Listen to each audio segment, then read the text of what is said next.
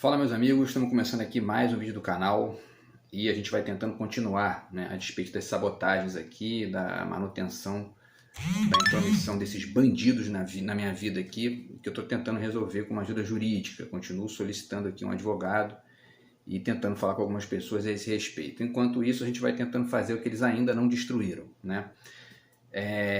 No vídeo de hoje a gente vai falar sobre essa pergunta, né, que é uma pergunta que eu retirei da música do Renato Russo. Que país é esse? Né? E essa pergunta, enfim, eu considero aqui que ela surge como algo importante por conta de dois motivos, né? Primeiro, o aniversário de nascimento do Oswald de Andrade, que foi ontem, né? Foi ontem, dia 11 de janeiro. O Oswald nasceu no dia 11 de janeiro de 1890. Então a gente comemorou ontem 133 anos de nascimento do Oswald de Andrade, né, que é o criador, está aqui, né, do Manifesto da Antropofagia e do Manifesto da Poesia Pau-Brasil, dois textos importantíssimos aí da nossa cultura, tá? E esse é o primeiro motivo, né? E tem também essa situação que a gente está vivendo no Brasil hoje, né? Essa ascensão do bolsonarismo, a violência que chegou ao limite aí nesse caos que aconteceu lá em Brasília anteontem, e que a gente fez dois vídeos, inclusive, a esse respeito. E, enfim, tudo isso leva a gente a perguntar, né? Que país é esse? Né? O que é exatamente o Brasil e para onde a gente vai caminhar aí, né? Se é que a gente pode esboçar alguma coisa aqui nesse sentido, tá? Então, vamos lá. Primeiramente, obviamente que, né, todo mundo sabe, o Brasil foi descoberto, foi achado, né, no ano de 1500, né? Temos aqui a Carta do Pero Vaz de Caminha, que é esse texto que inaugura, né, o Brasil. É um texto literariamente muito importante, historicamente muito importante, politicamente muito importante para a história do Brasil, né? E é um texto muito interessante, vale a pena vocês lerem, porque, enfim, tem muita coisa aqui bacana e que ajuda a entender bastante da nossa história, tá? E aí, eu separei uma sequência de reflexões aqui para fazer, né, algumas ponderações e deixar aqui para a galera refletir e ao mesmo tempo participar. Evidentemente, quem não for fake dessa gentinha nojenta aqui, pode participar perfeitamente, contribuir, tá? Duas questões são muito importantes do ponto de vista dos primeiros séculos do Brasil, né? Os séculos de formação do Brasil colônia, enfim. Duas questões são muito importantes, né? A primeira, a exploração que o Império Português fez aqui, né? Portugal chegou aqui, começou a explorar, né? Depois trouxe os escravos, né? Escravizou os indígenas, depois trouxe escravos negros da África, né? Trouxe pessoas negras escravizadas da África, né? E começou a fazer essa exploração violenta aqui, enfim, uma extração material, né? E de certa forma também simbólica, né? Porque essas pessoas que foram escravizadas, né, perderam uma série de elementos ali das suas culturas originárias, né? Esse é o primeiro ponto. Então isso tem a ver com uma relação, né, que esse lugar aqui, chamado Brasil, tem com o Império, ou seja, que a colônia, né, tem com o Império. O segundo aspecto tem a ver com a miscigenação cultural, porque a despeito desse caráter exploratório vertical, que aconteceu desde o início, a partir de Portugal, vindo para cá, enfim, retirando uma série de coisas daqui, e construindo uma lógica toda, né, enfim, exploratória aqui também. A despeito disso, a gente teve, né, um processo de miscigenação cultural que não considera muito essa verticalidade de maneira tão efetiva, né? O que eu quero dizer com isso, né? As culturas se misturam a despeito dessa verticalidade de império e colônia, né? Então a gente tem uma série de elementos de Portugal que vão se misturando, né, com elementos dos indígenas e com elementos dos negros e vice-versa, né? E você vai tendo um caldo cultural aqui recheado de violência, recheado de imperialismo, mas um caldo cultural, enfim, amplo, né, com uma série de resultantes aí que a gente vê até hoje, né, na cultura brasileira. Então existem essas duas questões que são questões-chave do Império, né, a miscigenação cultural e o imperialismo português. E isso também está ali, essas duas questões se encontram de maneira muito significativa na questão do mazombismo, né? Que a gente já ponderou em outro vídeo aqui, vamos fazer mais vídeos sobre isso também, se essa gente nojenta não destruir aqui tudo, né? Que falta eles destruírem. E o Darcy Ribeiro toca nesse assunto aqui, no povo brasileiro, né? Esse livro muito importante aqui da cultura brasileira, tá? Ele fala do mazombismo aqui. E é esse fenômeno, né, que havia aqui no Brasil filhos de portugueses, mas nascidos aqui no Brasil, né, e que ficavam num limbo, numa espécie de fronteira ali, né, meio que, né, num não lugar, que eles se consideravam portugueses, mas não tinham nascido em Portugal, portanto não eram reconhecidos pelos seus pares de Portugal, né? E também não eram reconhecidos como brasileiros legítimos pelos brasileiros daqui, que eram os mamelucos, enfim, e outras, né, pessoas que moravam aqui também, os próprios indígenas e os negros que já tinham nascido aqui e tal, não consideravam esses mazombos filhos, quer dizer, brasileiros legítimos, né? Então essa figura ficava numa espécie de limbo ali, sem um lugar definido. E isso gerou uma série de consequências que a gente vai falar no decorrer do vídeo, né? E em outros vídeos do canal também, né? Bom, e aí a gente chega num livro que eu acho muito importante aqui de ponderar, para continuar uma sequência aqui de reflexão, que é esse livro aqui, A República Mundial das Letras, da Pascale Casanova, que é uma pesquisadora francesa, já faleceu, pesquisadora francesa conectada com Pierre Bourdieu.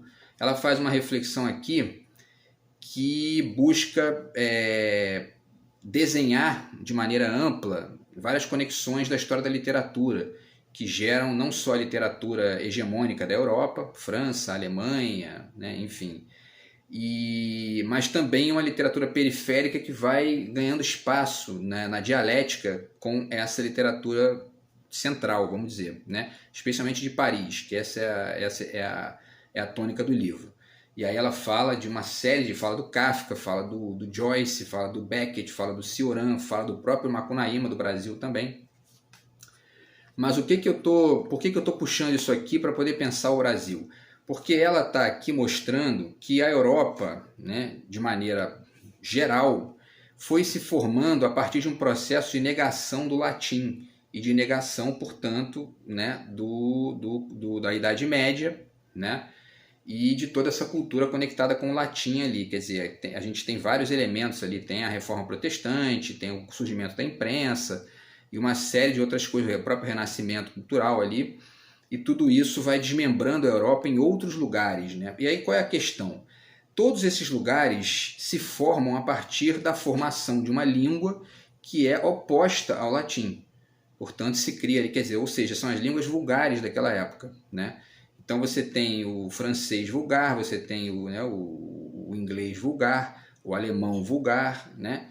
E essas línguas vão tomando o lugar do latim como línguas principais. Portanto, havia um processo na formação das nações da Europa de negação de um elemento que tinha que ficar de fora daquilo ali, né? E isso forma a cultura europeia. E aí a gente traz para o Brasil. No caso brasileiro, acontece uma situação diferente. Por quê? Porque, para além de toda a história do Brasil, que é uma história extremamente complicada, problemática, cheia de acordos mal feitos, né? Enfim, a gente teve a independência do Brasil, foi um processo, né, completamente, né, não foi independência de coisa nenhuma, né, no fundo, porque o que aconteceu foi a manutenção de uma lógica ali imperial, que eu não vou detalhar aqui no vídeo de hoje, porque não é esse o caso, mas enfim, isso foi se estendendo. A própria República também acabou não dando um processo, né, efetivamente republicano, e isso se estende até hoje, na verdade, que a gente teve um golpe militar de 64, que também travou uma série de mudanças que seriam necessárias para a gente. Então a gente está aí, né, desde 85, com a redemocratização, mas já com golpes também, golpe contra Dilma, uma tentativa de golpe agora de novo, quer dizer, é o tempo todo isso na história do Brasil, e isso existe desde o início, né? Mas a questão que tem conexão com essa ideia da Pascale Casanova, com essa pesquisa dela, tem a ver, na verdade, com o fato de que o Brasil, ele declara a independência de Portugal, mas ele se sustenta com a mesma língua do colonizador.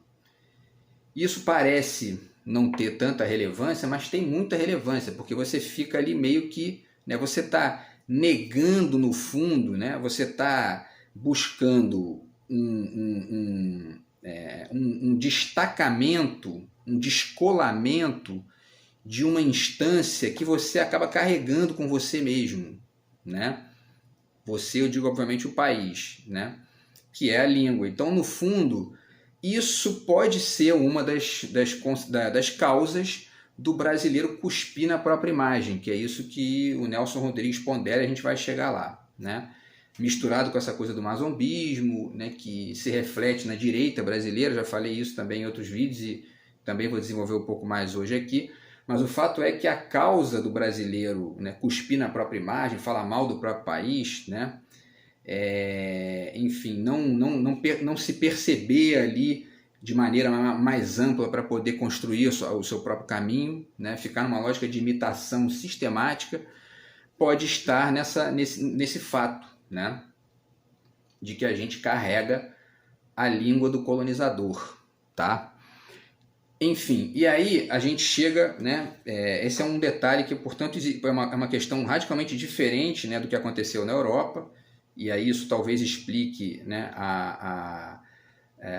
as diferenças de encaminhamento civilizatório, né, entre o Brasil e a França, e a Inglaterra, e a Alemanha, enfim, né? E tudo mais. E aí a gente chega justamente no início do século XX, né? Essa coisa foi caminhando, né? Passamos a independência, passamos a república. Sim, e aí vale um detalhe, né? Essa questão da frase que eu estou trazendo aqui para o título do vídeo de hoje, quer dizer, que país é esse? Eu cansei de ir em festas em que tocava a música do Renato Russo nas festas e as pessoas, né? Quando na hora que tem o refrão, que país é esse? As pessoas, é a porra do Brasil. E a maioria dessas pessoas hoje é bolsominion, né?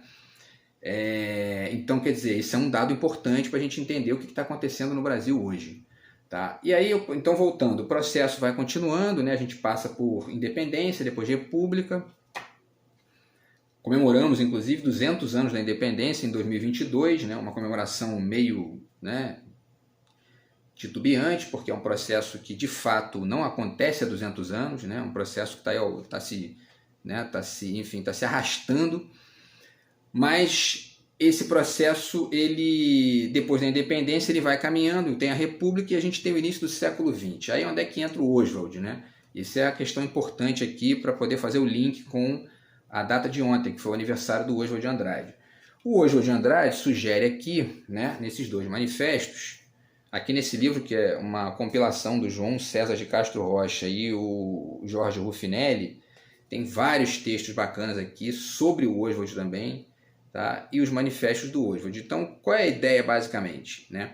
A ideia é a de transpor, substituir a questão da imitação, essa questão da imitação, que era uma questão muito constante no Brasil. O Oswald percebeu isso, faz uma crítica radical ao parnasianismo, e de certa forma isso comparece, né, no tal do mazombismo, na medida em que aquele filho de português que não era, né, reconhecido por Portugal ficava imitando, né, os portugueses para tentar ser reconhecido, né?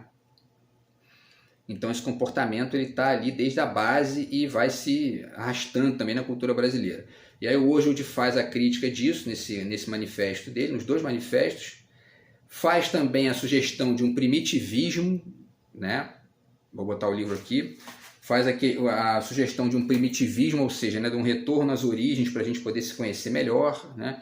E inclusive os modernistas fazem viagens ao interior do Brasil e também à Europa para poder fazer, né, todo esse caldo cultural.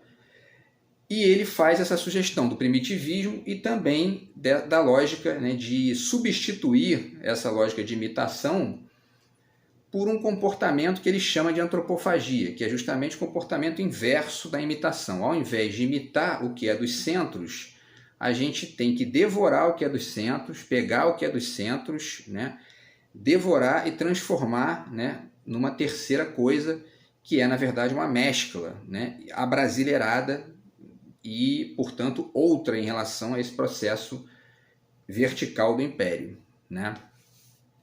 Essa é a ética da antropofagia do Oswald, que ele se envolve nos manifestos dele, né? Então ele está combatendo, porque a gente está perguntando aqui, que país é esse? Né? Esse é o país da imitação, o país do mazombismo, né? É o país, né, um país colonizado e que se arrasta nesse processo de colonizado, e ao mesmo tempo é um país em que vão aparecendo várias vezes tentativas, né, de deslocar essa posição de colonizado para uma posição mais autoral, né, mais construtora do seu próprio destino, né? E é isso que comparece na antropofagia do Oswald de Andrade. Um outro autor a chamar atenção para isso é o Nelson Rodrigues. Está aqui, né, A Pátria em Chuteiras, do Nelson Rodrigues, né? O Nelson Rodrigues tem várias crônicas nas quais ele chama atenção para o que ele chama de complexo de vira-lata. Eu já falei que também em outros vídeos, já fiz uma pesquisa no mestrado que eu ainda não publiquei, né? Mas pretendo publicar um dia, se eu conseguir me livrar dessa gente. E também nesse livro aqui, né, o Complexo de Vira-Lata, está em outro livro, e esse aqui também tem crônicas que falam sobre o Complexo de Vira-Lata, que no fundo é o que ele é, esse comportamento de imitação, né? É o velho comportamento de imitação que o Oswald, quer dizer, né, o Complexo de Vira-Lata é misturei aqui, o Complexo de Vira-Lata ele se soma, né, à crítica do Oswald. Por quê? Né? Porque enquanto que o Oswald chama atenção para o nosso complexo para a nossa tendência à imitação, e aí sugere a antropofagia como o deslocamento disso, o Nelson chama atenção para o fato de que nós tendemos a cuspir na própria imagem, né? E no fundo essas são duas facetas do mesmo atraso do Brasil, né? Ou seja, ficar imitando o que vem de fora e cuspir na própria imagem. Obviamente que você só imita o que vem de fora porque você cospe na sua própria imagem, né? Porque você não se reconhece ali como alguém capaz, como alguém, enfim, com potência para poder, de fato, avançar, né? Esse é o caso do Brasil, historicamente falando. Então, o Nelson chama atenção para isso aqui e sugere uma série de alternativas também, né? Diz que, inclusive, que o futebol é uma das principais marcas ali da tentativa de deslocar isso, né? Ele fala, inclusive, isso depois da Copa de 58, o Brasil vence a Copa de 58, ele diz que acabou o Complexo Vira-Lata, né? E aí ele fala que em 66, quando perdeu, volta o Complexo Vira-Lata, enfim, ele fica nessa, né? Mas o importante do Nelson é chamar atenção para esse detalhe importante, né? Que é desenhar o que é esse Complexo Vira-Lata, que eu prefiro chamar de Complexo de Poodle, né? Porque o vira-lata é um animal bastante ativo, né? Bastante autoral, vamos dizer assim, e ao mesmo tempo miscigenado também, quer dizer, tem toda essa marca, né, importante, enquanto que o poodle já é esse bicho mais, enfim, né, é um bicho ali mais que se você solta ele na rua, ele não aguenta 2 dias. Então, o brasileiro tem esse complexo de poodle, né? E aí, a gente continua. Então, né, estamos aqui desenhando o que é o Brasil, que país é esse. Passamos aí pelo complexo pela antropofagia do Oswald, pelo complexo de vira-lata, que eu prefiro chamar de complexo de poodle, né, apontado pelo Nelson Rodrigues, tá? Então vamos continuar. A gente aí chega no século XX, né? Esses dois autores já são do século XX, o Oswald de Andrade, o manifesto ali da década de 20, e o Nelson Rodrigues escreve sobre o complexo de vira-lata na década de 50, né? E aí a gente tem duas questões importantes, tá, que comparecem no Brasil, que eu acho importante: a questão política e a questão cultural, né? O Brasil vai se desenvolvendo politicamente e culturalmente, tá? Do ponto de vista da cultura, a gente pode falar de uma série de coisas aqui que conseguem superar esse caráter colonizado. Várias coisas, né? E aí essas coisas estão muito presentes no livro do Caetano, Verdade Tropical. O Caetano faz aqui todo um desenho da história da arte do século XX, e para poder especificar a tropicália dele, né, que é a sugestão dele, e a tropicália dele está inserida nesse processo de construção cultural que substitui, que consegue superar, né, esse mazombismo, enfim, esse complexo de imitação do brasileiro. E aí ele fala de vários desses casos, né, a bossa nova, a poesia concreta, o teatro oficina, o cinema novo, a própria tropicália dele e uma série de outras coisas que acontecem no Brasil, que vão acontecendo e que vão fazendo a gente superar esse caráter de imitação, tá? E uma outra obra muito importante nesse sentido é o livro do José Miguel Wisnik, Veneno Remédio, tá? Porque ele vai falar da questão do futebol, que é esse aspecto, né, que ponderado pelo Nelson, destacado pelo Nelson Rodrigues, que ele vai desenvolver aqui de uma forma brilhante para poder mostrar que o futebol é uma dessas coisas que faz o Brasil, né, superar o seu caráter colonizado. O futebol, na verdade, é um exemplo de antropofagia, né? Ele foi inventado pelos ingleses, o brasileiro foi lá, devorou o futebol e transformou numa outra coisa aqui, totalmente abrasileirada, né, mesclada ali, evidentemente, com, né, as regras do jogo inglês, mas com o nosso toque ali de criatividade, enfim, de superação desse complexo de imitação. Então, do ponto de vista cultural, a gente tem essas duas questões aí, né? As questões ligadas à arte, chamadas a atenção aqui, quer dizer, destacadas, né, pelo Caetano, e o futebol, que é destacado pelo José Miguel Wisnik. Então, tudo isso é fato. Porém, existe uma questão aqui que é importante, tá? O Sérgio Buarque de Holanda, ele chama atenção para a questão do homem cordial, né? Tá aqui o Homem Cordial, que é um trecho, né, um pedaço do Raízes do Brasil, que é esse livro muito importante, e muita gente confunde essa ideia de, né, de homem cordial. Na verdade, as pessoas acham que ele está falando de cordialidade no sentido de gentileza, mas essa palavra cordial tem a ver com as cordas, com o coração e tal, e ele está chamando atenção para o fato de que o brasileiro tende a ver as coisas muito com emoção e não com razão, né? De certa forma, talvez seja isso, de maneira muito sutil e muito subterrânea, que faz com que esses grandes elementos da nossa cultura brasileira, né, por exemplo, Caetano, o Wisnik e outros elementos também nessas obras, de certa forma deixem de lado a questão política e estatal de maneira mais ampla, né? Não por nenhum tipo de má intenção, longe disso, não é isso que eu estou ponderando aqui, mas isso pode estar numa certa tendência ali a se conectar com essa ideia da miscigenação cultural, que é isso que gera todos esses movimentos, né? Mas sem considerar que o aspecto político estatal é fundamental para que a gente também supere essa lógica de imitação e de colonizados para poder chegar no encaminhamento mais amplo de sociedade, né? E aí isso fica faltando ali uma reflexão mais ampla sobre a questão da política estatal, né? Quer dizer, ou seja, aonde, né, vamos ver o tempo aqui, aonde que nós continuamos a manter o nosso caráter colonizado, subservientes, de poodle, né? E esse complexo de imitação na política de Estado. Essa é uma pergunta muito importante, porque essas questões, né, culturais da arte, do futebol, da música, da literatura e tudo mais, elas são políticas, né, mas isso precisa ser pensado também em conexão com a questão do Estado, né, para a gente poder tentar responder que país é esse, né? E aí, enfim, por quê? Porque essa questão cultural, ela está... A questão cultural levantada pelo Caetano e pelo Wisnik estão inseridas nessa discussão do múltiplo que nós somos, miscigenados, enfim, mesclados e, né, e enriquecidos por por esse hibridismo. Porém, a questão política estatal chama atenção para o caráter do uno, né, que é justamente essa unidade que a gente teria que ter, né, para poder sustentar um projeto a médio e longo prazo de país, né? Que não fique esse caos que é a política brasileira. E aí eu chamo a atenção para o seguinte, né? Na política de Estado, a gente tem pelo menos um trabalho muito importante, que é esse livro do Ciro, que eu já citei aqui, já fiz vários vídeos a respeito, né? Que é o livro Projeto Nacional O Dever da Esperança.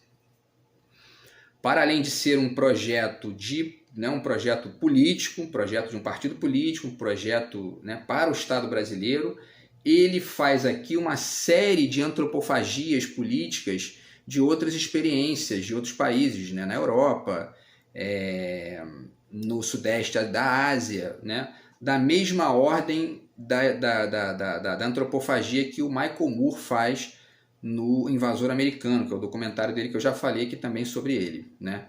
Então ele vai fazer comparações com a política da Europa, com a saúde pública da Europa, com a própria política de impostos dos Estados Unidos, com várias experiências tecnológicas do Sudeste da Ásia, Coreia do Sul, Vietnã, enfim, né? E que buscam, na verdade, superar esse caráter mazombo da política brasileira, que se configura, que aparece, na verdade, não é em outra coisa senão no neoliberalismo, né? O neoliberalismo, ele é exatamente a faceta de complexo de poodle da política estatal brasileira. É onde a gente fica ali o tempo todo, né, colocando políticos que têm projetos pessoais, né, portanto cordiais, para usar o termo do Sérgio Buarque de Holanda, num lugar onde eles deveriam ter projetos públicos, projetos estatais, projetos de melhoria dos serviços públicos, melhoria, né, de toda a lógica pública do Brasil, saúde, educação, né, infraestrutura, né, tecnologia, investimento, reindustrialização, uma série de coisas. Tudo isso Ciro pondera no livro dele, que é uma antropofagia política das melhores. Então eu acho que para fazer uma sugestão, né, que eu já chamei aqui de nacionalismo cosmopolita, que seria exatamente uma saída, né, dialética, né, uma espécie de síntese ali que a gente pudesse encaminhar para poder expandir o país para outros caminhos, né? Isso só pode se configurar se a gente pegar essas três obras, a obra do Caetano, a obra do Wisnik e a obra do Ciro, e fazê-las caminharem juntas no Brasil, para a gente poder chamar atenção não só para os elementos culturais, né, e, enfim, estéticos, mas também para os elementos políticos estrito sensu do Estado, né? E que a gente possa fazer essa antropofagia em todos os níveis, para poder superar de fato o nosso atraso, tá?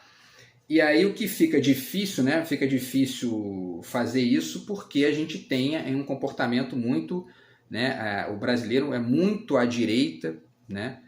E isso a gente tem que superar isso para poder chegar realmente no encaminhamento, e não é à toa que essas pessoas que eu citei aqui, o Caetano e o Ciro, o Caetano e o Wisnik, apoiaram o Lula nessa última eleição agora, e tem apoiado pessoas da esquerda de maneira sistemática, especialmente o Caetano, né? Apoiou o Ciro, depois apoiou o Lula e tudo mais, né? Porque eles percebem isso, né? Ainda que eles não trabalhem isso textualmente nos livros deles, né?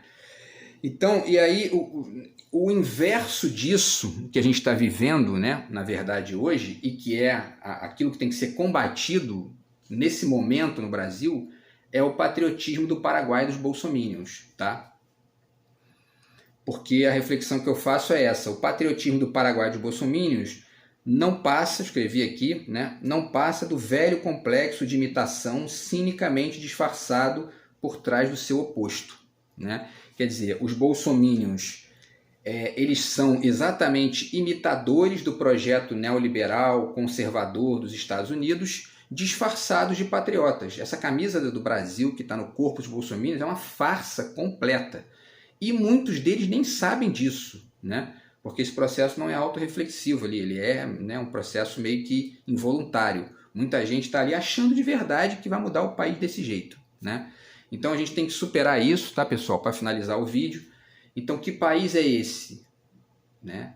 É o país da mistura da antropofagia cultural com o complexo de vira-lata, o complexo de poodle, e a gente tem que superar essa antítese aí, chegar numa síntese que a gente possa fazer uma mescla, né, entre uma cultura miscigenada, rica e ampla, e um Estado forte, atuante e que gere serviços públicos de qualidade para as pessoas. esse é o futuro do Brasil, né? É um futuro utópico e, portanto, possível né? E que a gente tem que buscar isso. E, enfim, para isso a gente tem que superar o bolsonarismo que tirou, né, a cara para fora do buraco, e agora a gente tem que, né, ir dialetizando ele até ele ser superado para a gente encaminhar essa fusão aí que faça o Brasil, enfim, chegar de fato naquele futuro, né, que a gente tanto espera. Beleza, pessoal? Então é isso. A gente se fala no próximo vídeo. Grande abraço e valeu!